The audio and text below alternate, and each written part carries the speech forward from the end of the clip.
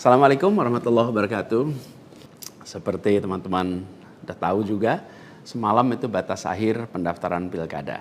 Pendaftaran sudah ditutup. Dan di Jakarta ada satu yang dicalonkan oleh 15 partai, lalu ada satu yang dicalonkan oleh satu partai, dan ada lagi satu yang disebut independen. Dan saya tidak termasuk di dalamnya. Jadi dengan begitu maka udah final ya, bahwa saya tidak ikut di dalam kontestasi Pilgub di Jakarta tahun 2024 ini. Dan kemarin juga sebetulnya kita menerima undangan, tawaran untuk ikut dalam kontestasi Pilgub Jawa Barat. Kita apresiasi sekali ajakan ini, panggilan ini, tapi dengan mempertimbangkan berbagai faktor, kami putuskan untuk tidak mengikuti kontestasi di Jawa Barat. Nah, saya ingin sampaikan beberapa poin respon singkat atas situasi yang saat ini sedang terjadi. Pertama, saya ingin sampaikan terima kasih.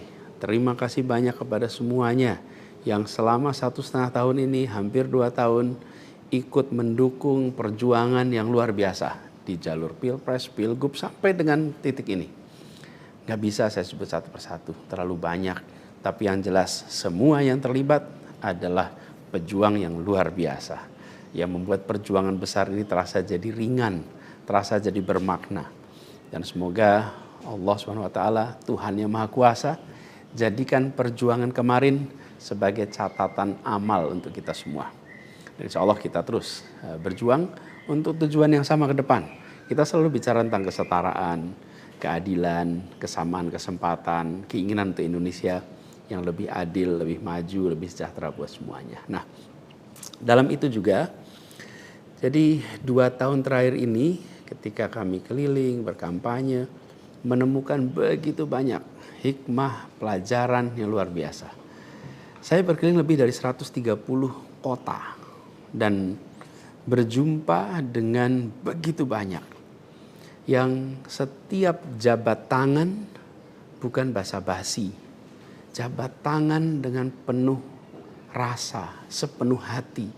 Dan eratnya jabat tangan mencerminkan semangat yang menggelora di dadanya. Ada yang pelukan, ada yang jabat erat, ada yang pegang tangan. Dan semua adalah ungkapan keinginan untuk Indonesia lebih baik. Banyak sekali cerita-cerita dalam interaksi itu yang tidak mungkin terlupakan. Apalagi kalau lihat teman-teman muda. Masya Allah, luar biasa. Kiprah anak muda di dalam proses kampanye kemarin itu membuat kita makin optimis. Kenapa makin optimis? Karena kita punya stok anak-anak muda yang mau bekerja melampaui sekedar kepentingan dirinya, pribadinya. Ini kita masih di bulan peringatan kemerdekaan ya. Di bulan kemerdekaan ini kita memperingati perjuangan para pendiri bangsa yang pada waktu itu banyak sekali yang masih muda-muda. Jadi ketika lihat anak-anak muda yang kemarin terlibat, rasanya dan makin yakin kita masih punya stok pejuang yang amat banyak. Pejuang yang akan membawa Indonesia menjadi lebih adil, lebih baik buat semuanya. Jadi perjalanan ini memberikan optimisme yang sangat besar. Dan rasa optimisme ini makin tumbuh melihat berbagai elemen masyarakat sejak minggu lalu yang turun langsung mengawal keputusan MK dan mendorong tegaknya amanat reformasi yang memang kenyataannya ini, sayangnya ini, banyak dihadapi dengan cara yang represif dan berlebihan. Anak-anak muda cedera, luka di saat mereka datang untuk ikut mengirimkan pesan kami ingin mengawal konstitusi. Kami ingin meluruskan usaha pembengkokan atas konstitusi. Karena itu hadapi juga dengan rasa cinta sebagai saudara sebangsa. Ini sangat disesali dan ini tidak boleh berulang lagi. Tapi bukan anak-anak muda, jangan pernah gentar. Jangan pernah mundur. Insyaallah jadi catatan untuk diceritakan dengan rasa bangga. Ketika Indonesia konstitusinya terancam, maka anak muda tidak diam. Anak muda terlibat. Dan banyak juga generasi-generasi lebih senior yang memilih terlibat walaupun secara usia sudah senior. Dan gerakan ini juga jelas memberikan hasil. Apa yang terjadi? putusan MK tetap tegak. DPR dan KPU harus mengikuti. Dan di banyak daerah ada calon-calon yang diinginkan publik yang tadinya ditutup jalannya, kemudian terbuka. Kenapa? Karena elitnya dipaksa oleh konstitusi untuk memberikan jalan. Dan ini adalah sebuah kesempatan untuk kita memperbaiki kualitas demokrasi dan harapannya nanti mutu pemerintahan di seluruh wilayah Indonesia. Jadi kemudahan yang disediakan oleh MK ini bisa dimanfaatkan. Walaupun di beberapa daerah juga tidak dimanfaatkan oleh partai-partai merespon aspirasi yang sesungguhnya ada di masyarakat. Karena pilkada ini kan pemilihan di tingkat daerah yang harusnya mencerminkan aspirasi daerah, bukan aspirasi di puncak nasional. Tapi dalam kenyataannya tidak selalu semua bisa berjalan seperti itu. Nah, gerakan masif mengawal putusan MK di berbagai kota ini juga menunjukkan bahwa tidak benar bila rakyat Indonesia disebut sudah apatis, sudah tidak peduli pada kondisi demokrasi. Nope, sama sekali tidak. Harapan itu menyala, harapan itu menyala terang, dan insya Allah makin terang. Dan terangnya harapan ini harus terus kita jaga, kita besarkan sama-sama. Nah, hal lain yang ingin saya sampaikan, bahwa takdir Allah, Tuhan Yang Maha Kuasa, sudah tertulis bahwa saya tidak mengikuti kontestasi kali ini. Dan sejujurnya ada selalu rasa lega setiap kali melewati sebuah persimpangan jalan. Ketika amanat itu diberikan, artinya Allah SWT meyakini bahwa ini yang terbaik. Dan ketika amanat itu tidak berikan, saya yakin Allah SWT sedang melindungi pada kita. Jadi itu juga yang saya jalani selama ini. Begitu kita menyaksikan situasinya, hasilnya, maka saya yakin insya Allah ada hikmah-hikmah besar yang akan muncul nanti. Mungkin ada yang tanya, Pak Anies, ada nggak penyesalan tidak mengikuti pilkada ini? Kalau saya ditanya ada penyesalan, tidak ada.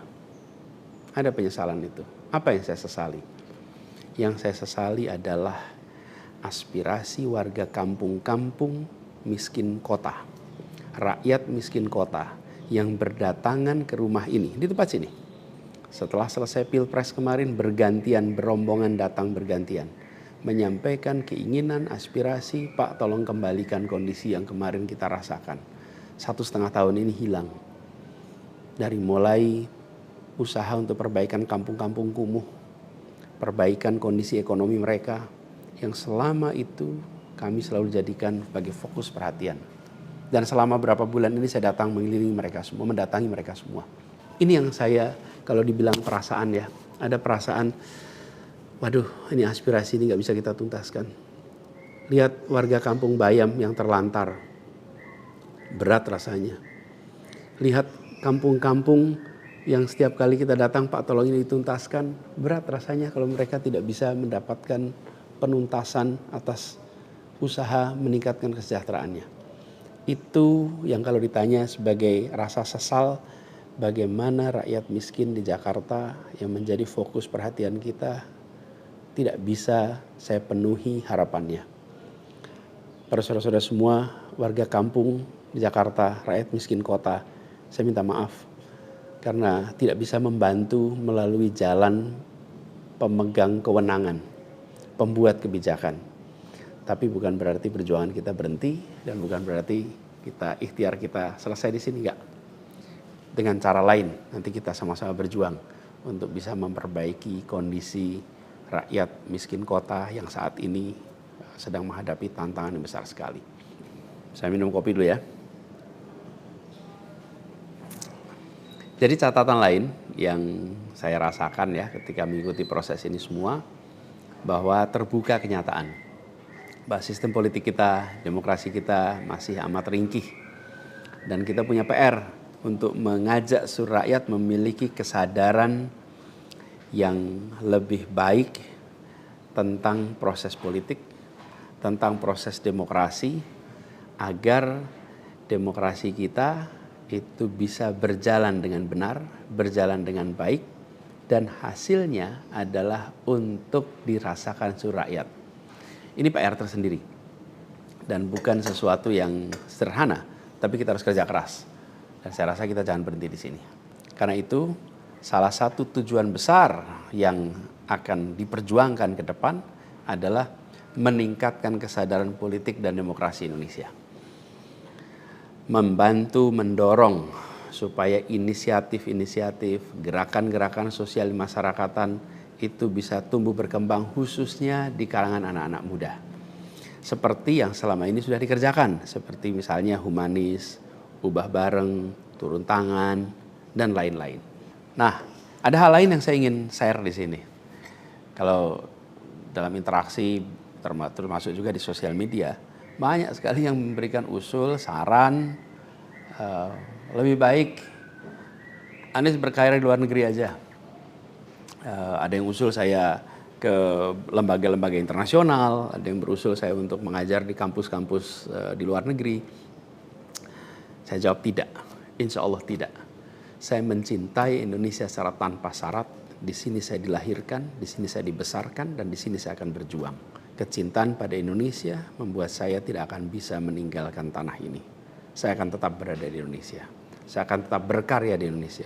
Saya akan tetap berjuang di Indonesia bersama dengan saudara-saudara sebangsa untuk membuat Indonesia lebih adil, lebih sejahtera bagi semuanya. Saya tidak akan meninggalkan Indonesia dan bekerja di tempat lain hanya karena situasi yang saya hadapi. Insya Allah ini akan terus menjadi pegangan saya ke depan.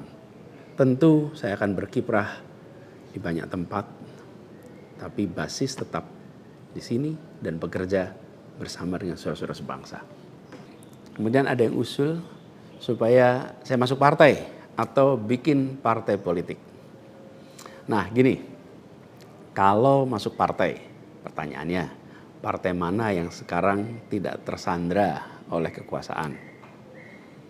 Nah, jangankan dimasuki, mencalonkan saja terancam. Agak berisiko juga bagi yang mengusulkan. Jadi ini adalah sebuah kenyataan nih. Jadi kita lihat aja ke depannya. Apakah lalu akan buat partai politik baru? Gini, bila untuk mengumpulkan semua semangat perubahan yang sekarang makin hari makin terasa besar, dan itu menjadi sebuah kekuatan, diperlukan menjadi gerakan, maka membangun ormas atau membangun partai baru, mungkin itu jalan yang akan kami tempuh. Kita lihat sama-sama ke depan. Semoga tidak terlalu lama lagi kita bisa mewujudkan langkah-langkah konkret untuk bisa mewadahi gerakan yang sekarang ini makin hari makin membesar. Menginginkan Indonesia yang lebih setara, demokrasi yang lebih sehat, politik yang lebih mengedepankan policy gagasan. Ini respon saya atas situasi yang sedang terjadi saat ini. Saya ingin sampaikan pada semua di akhir ini kutipan yang pernah saya sampaikan pekan lalu. Kutipan dari René de Klerk yang dimasukkan oleh Bung Hatta ke dalam pledoinya di tahun 1928 di Den Haag. 96 tahun yang lalu Bung Hatta menggunakan kalimat ini. Saya ingin ulang kalimat itu. Bunyinya begini. Hanya ada satu negeri yang menjadi negeriku. Ia tumbuh dengan perbuatan, dan perbuatan itu adalah perbuatanku. Insya Allah segala perbuatan yang saya lakukan ke depan masih terus tetap dan akan selalu ditujukan untuk negeri yang saya cintai ini, Indonesia. Dan saya harap makin banyak di antara kita semua yang mau bergerak bersama kita, bersama kami untuk Indonesia, untuk keadilan, untuk kesetaraan, untuk kebersamaan, untuk persatuan yang ada di negeri kita. Terima kasih semuanya. Salam hangat dan hormat. Assalamualaikum warahmatullahi wabarakatuh. Download Tribun X sekarang. Menghadirkan lokal menjadi Indonesia.